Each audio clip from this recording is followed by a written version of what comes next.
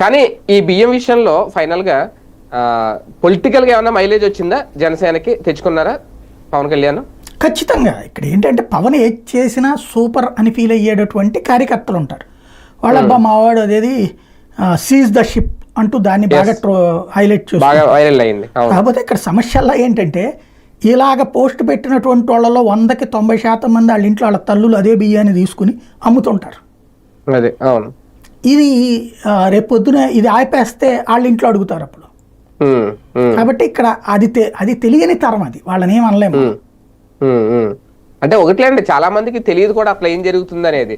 జగన్ ఏదో బియ్యం అమ్మేసుకున్నాడంట, అది పవన్ కళ్యాణ్ వెళ్ళి ఆపారు అన్న వాళ్ళు కూడా చాలా మంది ఉన్నారు. పూర్తిగా ఇది మనం అమ్మిన బియ్యం, అది కొనుక్కొని అది ఎక్స్పోర్ట్ చేస్తున్నారు ఆఫ్రికాకి, ఇదంతా కూడా ఎవరికి తెలియదు చాలా వరకు. కాకపోతే పవన్ కళ్యాణ్ వెళ్ళడం అక్కడ ఇష్యూ రేజ్ అయింది.